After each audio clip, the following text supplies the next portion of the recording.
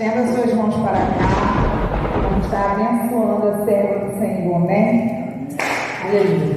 Senhor, diante da tua presença, ó Pai querido, eu Senhor querido, te agradeço por mais esta oportunidade. Ó Senhor querido, fala através da boca da tua serva.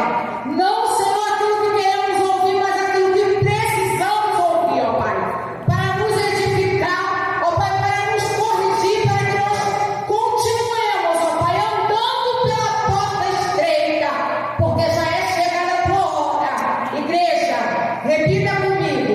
Natália, ser tu uma bênção em nossas vidas. Cumprimento a igreja, Pai do Senhor, amém? Amém. Gostaria de trazer uma mensagem que Deus falou comigo semana passada. Eu até trouxe a oportunidade, mas o Senhor continuou me incomodando com essa passagem e eu creio que Ele tem coisas maravilhosas para falar com a gente. 2 Crônicas 20. Eu vou ler só um capítulo, só um versículo com vocês. Peço que vocês continuem com a Bíblia aberta. 20, 12. Diz assim: Ah, Deus nosso, porventura não nos julgarás, porque em nós não há força perante esta grande multidão que vem contra nós, e não sabemos nós o que faremos, porém os nossos olhos estão postos em ti. Poder sentar. Amém. Irmãos, essa passagem ela falou muito comigo, porque relata aqui sobre o rei Josafá, e naquele momento ele escutou as pessoas falando que estava vindo uma grande multidão para poder lutar contra ele. E assim, eram muitos povos, povo de Moabe, os filhos de Amon, os amonitas, vieram a peleja contra Josafá. E naquele momento eu fico pensando como deve ter ficado a mente dele. Mas de tudo que ele pensou, a primeira coisa que ele fez foi ter temor e orar a Deus. Quantas vezes o problema vem na nossa vida e foi como a gente falou na oportunidade dela. Em vez da gente procurar a Deus, nós procuramos um amigo, procuramos falar com outras pessoas. E naquele momento, um momento difícil chegou na vida dele e ele foi orar a Deus. E o que é muito interessante também nessa palavra é que ele bota naquela cidade todos ficarem de jejum. E quantas vezes nós não temos jejuado, não temos orado, não temos subido o monte, porque nós achamos que se eu falar com Deus aqui na igreja, tá bom. Mas Deus, Ele quer além disso. Ele quer fazer além disso nas nossas vidas. E às vezes só precisa a gente dar uma brecha para Ele fazer maravilhas na nossa vida. Aleluia. E aqui no 6 ele diz assim: Ah, Senhor Deus de nossos pais, porventura não és tu Deus dos céus? Pois tu és dominador sobre todos os reinos da gente, e na tua mão há força e poder, e não há quem possa resistir.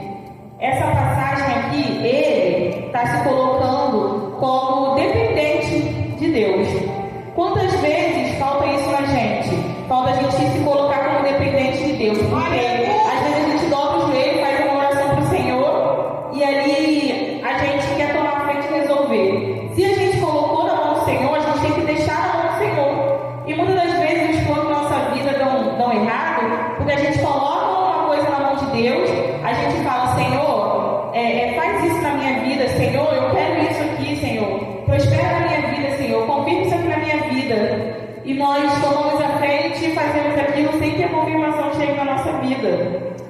E aqui, no 11, fala assim: Eis que nos dão um pago, vindo para lançarmos fora da herança que nos fizeste herdar. A nossa herança, irmãos, ninguém vai tomar. O que é nosso, que Deus nos deu, é nosso. E ali Deus, conforme Deus vai fazendo na vida de Josafá e daquele pessoal de Jerusalém, é uma coisa incrível, porque ganharam a luta sem lutar. É assim na nossa vida hoje em dia, quando a gente entrega ao Senhor nossos problemas, nossas nós ganhamos a luta sem precisarmos nem abrir nossa boca. Glórias a Deus. E aqui também diz, e toda Judá estava em pé perante o Senhor, como também as suas crianças e as suas mulheres e os seus filhos, no 13.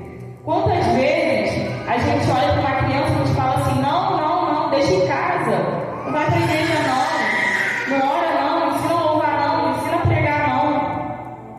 E Deus, Ele faz maravilhas através de todas as pessoas, tanto que diz aqui que toda Judá ficou de pé perante o Senhor, até as crianças. Então, que nós venhamos saber a importância que é ensinar as nossas crianças a falar do amor de Deus, a fazer um jejum, ensinar as nossas crianças a importância da palavra de Deus na nossa vida. E no 15, que fala, e Jaziel disse, dai ouvidos todo ó Judá, e vós moradores de Jerusalém, e tu, ó rei Josafá, assim o Senhor vos diz, não temais nem vos assusteis, por causa desta grande multidão, pois a peleja não é vossa, senão de Deus. Olha que coisa linda que o Senhor Deus fala naquele momento no coração de Josafá, que a peleja não era dele, que a peleja era de Deus. Quantas vezes nós estamos passando por alguma coisa e nós não damos ouvido ao que o Senhor está falando, que a peleja não é nossa. A gente não tem que falar, a gente não tem que discutir, a gente não tem que arrumar problema com outra pessoa, porque aí nós vamos sair da parte de confiar no Senhor. Porque quando nós fazemos com as nossas próprias mãos, nós não estamos confiando no Senhor. E aí o Senhor fala, a peleja é minha. Olha que coisa linda. Eu creio que naquele momento Josafá deixou seu coração até descansar. Porque uma palavra de consolo, diante daquele cenário, uma grande multidão estava vindo contra ele. No 17, nesta peleja não terei de pelejar, parai, está em pé e veja a salvação do Senhor para convosco. Ó Judá e Jerusalém, não temas nem vos assustei. Amanhã saíres ao encontro, porque o Senhor será convosco. Glórias a Deus. Irmãos, o Senhor só pediu para ele, parai, está em pé e veja a salvação do Senhor para convosco. Quantas vezes a gente não quer sair? Aleluia! Você vai sair, você vai parar e você vai ver a salvação. Toda aquela cidade vai ver o que eu vou fazer, mas você tem que ir. Às vezes a gente quer orar, quer pedir para o Senhor, Senhor, toma a minha peleja em suas mãos, mas a gente quer ficar só dentro de casa orando, debaixo da coberta, no quentinho, a gente não quer sair para a luta. E ali, mesmo que Josafá sabia que Deus ia fazer o impossível naquela causa, ele fez todo mundo jejuar, todo mundo orou e todo mundo foi para a guerra, porque sabia que já estava com a certeza da vitória.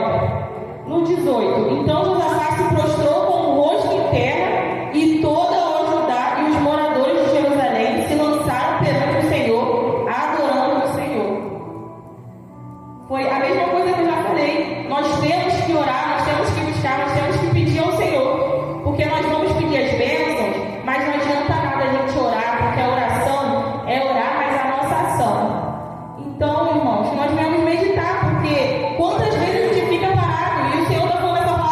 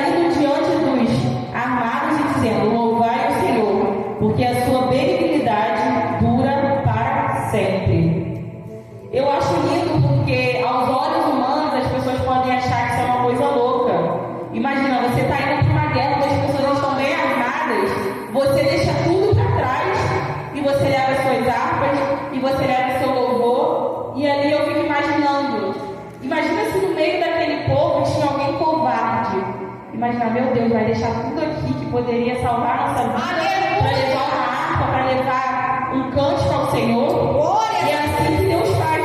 Porque o Senhor, para mostrar a grandeza dele, ele faz o sobrenatural.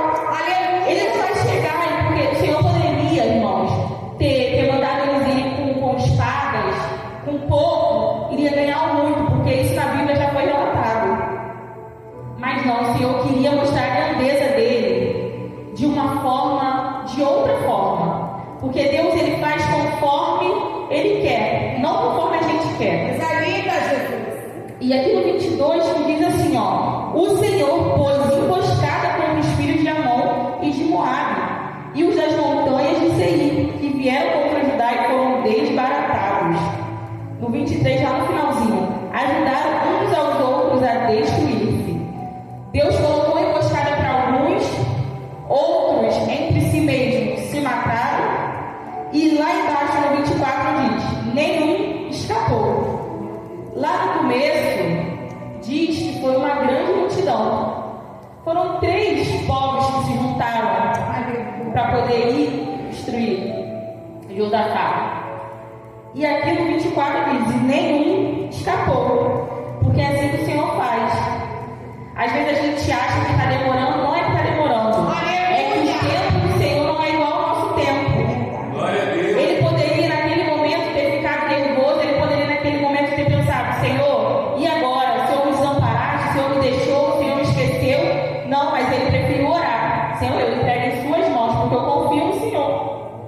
E no 25, vieram Josafá e o seu povo para saquear os despojos. Lá no finalzinho, que diz assim, que eles não conseguiram mais pegar nada. Eles ficaram 3 dias saqueando. Tinha objetos valiosos, fazendas, né, em cima daqueles cadáveres que eram muitos. E ficaram 3 dias. Eles levaram tanta coisa que eles não conseguiram mais pegar nada. Nada. Imagina. Aquele povo se colocou contra ele, Deus deu a vitória, e Deus ainda deu essa bênção de muitas vitórias aqui, que tinham objetos valiosos.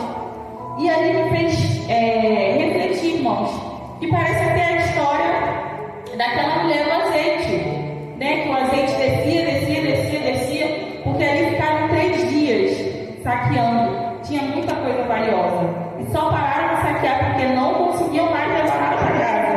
E no 4º dia, eles foram no Vale de Beraka para poder louvar a Deus. Está lá no 26. E eu fui pesquisar o que era Beraka, que significa bênção, lá no Vale de Bênçãos, que até hoje se chama assim. E, irmãos, eu fico imaginando como é que estava Josafá naquele momento, porque depois dessa vitória, dessa bênção que o Senhor deu para ele, depois que o Senhor deu objetos, ele saqueou tanta coisa que não tinha mais espaço para levar mais nada.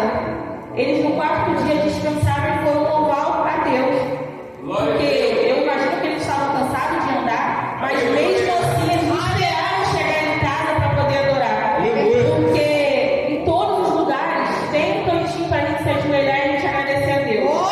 E às vezes a gente fala: não, eu vou esperar chegar na igreja, não, eu vou esperar chegar em casa. E ali eles pararam e louvaram a Deus naquele vale de Beraka, vale de bênção. Quantas vezes a gente espera o momento certo? Não tem momento certo. O momento para adorar a Deus é qualquer momento. Glória! E ali no 27, no finalzinho, diz que eles foram para Jerusalém com alegria. Eu imagino como estava o coração de Josafá. Às vezes a gente tem uma bênção pequena, a gente já fica muito alegre, né? Imagina a bênção dele, que foi enorme. E eles foram ali cantando cantos, louvando. Foi como o Júnior falou na oportunidade dele. Às vezes a gente quer uma coisa pequena, a gente espera uma coisa boa, mas o Senhor dá além pra gente. O Senhor quer dar uma coisa tão grande que a gente nem passou pela nossa vida. No 29 que diz: e veio o temor de Deus sobre todos os reinos daquelas terras, ouvindo eles que o Senhor havia pelejado contra os inimigos de Israel. Eu creio que se tinha alguém ali às redondezas que não era crente, Deus, eu quero conhecer esse Deus. Que Deus é esse que vai na guerra por você pelejar. Que Deus é esse que te dá uma bênção maior do que você espera. Foi para a guerra e perdeu um soldado. Olha que bênção. Eu creio que aquela ali foi uma das maiores pregações, vamos dizer assim, para falar o nome do Senhor naquele lugar.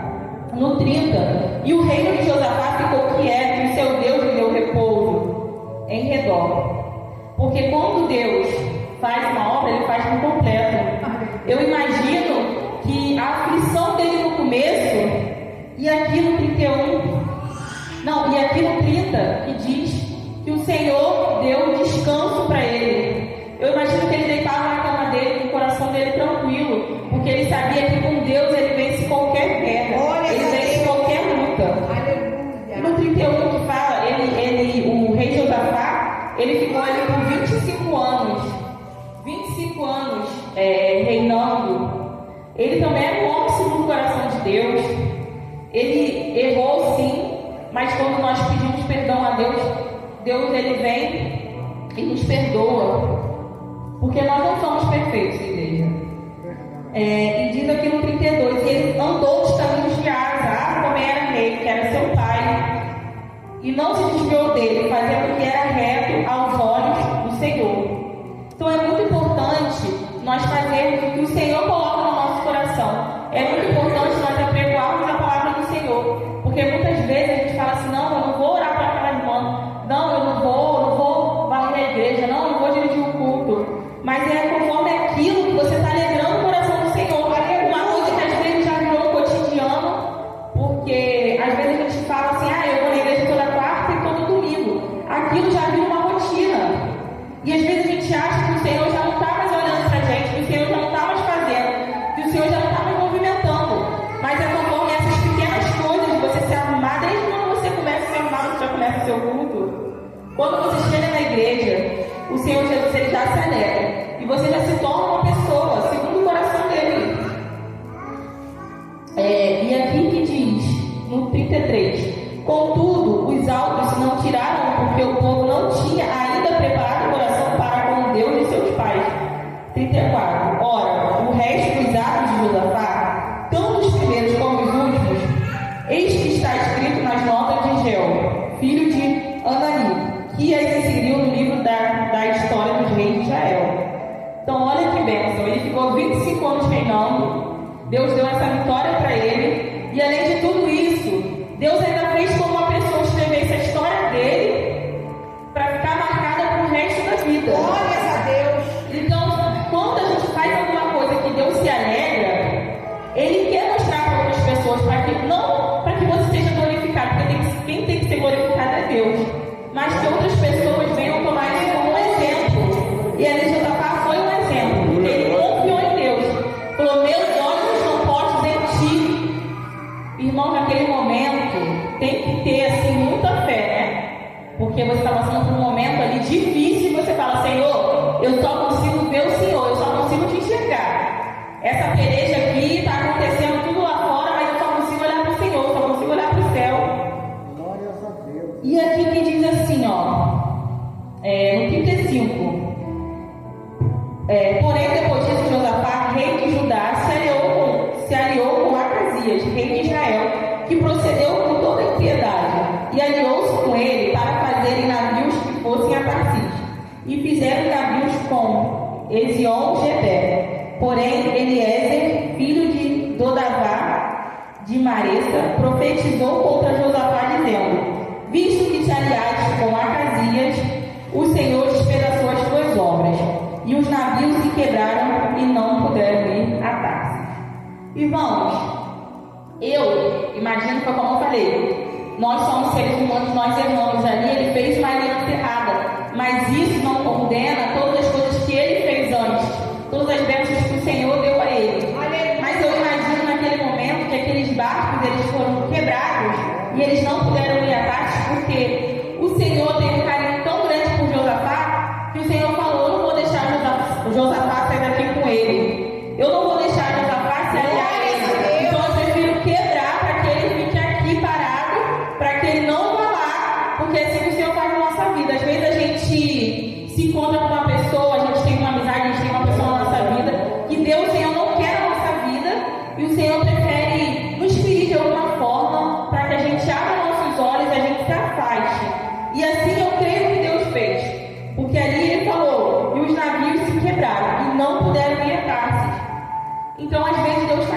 nossa vida. Ele machuca a gente para a gente abrir o olho e falar: essa pessoa não tem que estar do meu lado. Porque ser da igreja não significa que a gente tem que parar de falar com as outras pessoas do mundo, não, porque se a gente parar, quem vai evangelizar para elas? Mas significa que a gente precisa fazer a diferença.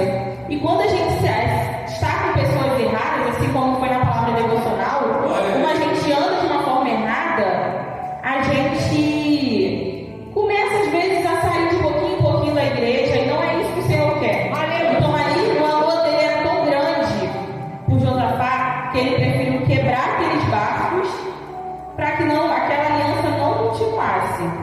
Mas mesmo assim, Josafá continuou sendo um homem segundo o coração de Deus. As suas obras estão escritas até hoje, são maravilhas que o Senhor fez na vida dele. E eu espero que a igreja venha meditar nessa palavra, porque essa palavra falou grandemente comigo.